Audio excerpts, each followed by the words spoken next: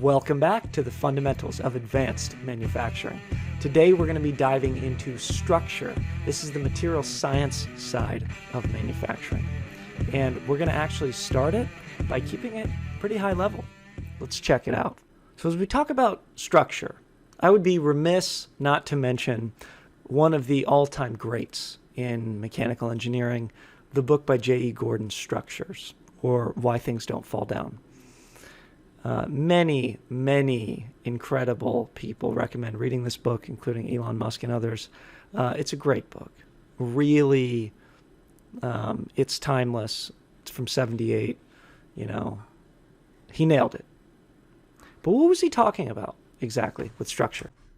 Well, he was talking about how we look at sort of structures in the real world. What kind of structures we might actually be interested in analyzing.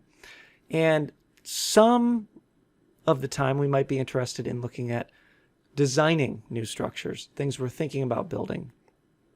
Other times we're more interested in looking at something that's already built. We're trying to figure out maybe how we can improve something, or we're trying to figure out, like, why is the Leaning Tower of Pisa not falling down? What's the deal with that structure?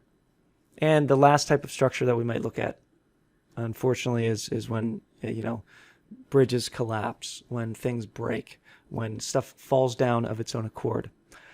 Those are the types of situations that engineers need to be prepared to analyze. And generally speaking, the way that we build our analysis is by dealing with three fundamental variables.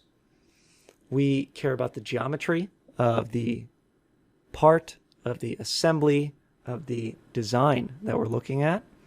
We care about what it's made of, right? We totally care about what it's made of. And we sort of, in a sweeping way, say, oh, it's just, the material. We'll just sort of deal with the material.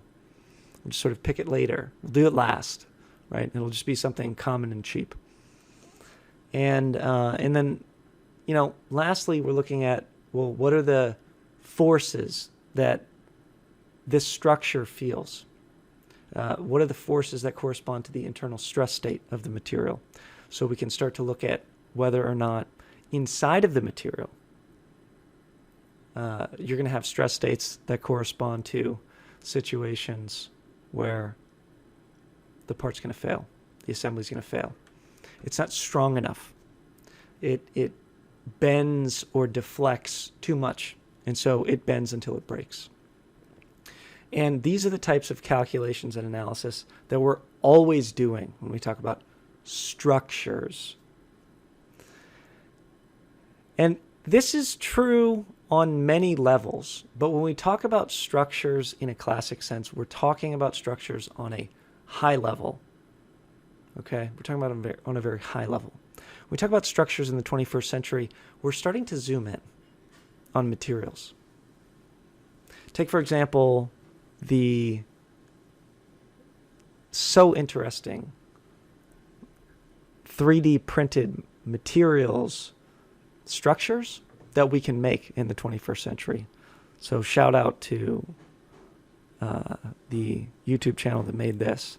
Killing it. Pretty sure they have credits at the end. This material has a negative elastic modulus, which means that as you stretch it, it actually gets wider in the other dimension. This is amazing because this literally defies the laws of mechanics, the Technical University of Denmark. So mechanical engineers there are optimizing geometries, and they're really blurring the lines between materials and structures like we have never seen before. And the way we need to start thinking about structures that goes beyond this, high level thinking of buildings and bridges, and as we zoom in on materials, we can see that even they have structure. And as we just saw in the last example, sometimes the structure you need in the material is actually missing space. because empty space requires almost no energy to create. You talk about clean and renewable solutions to problems.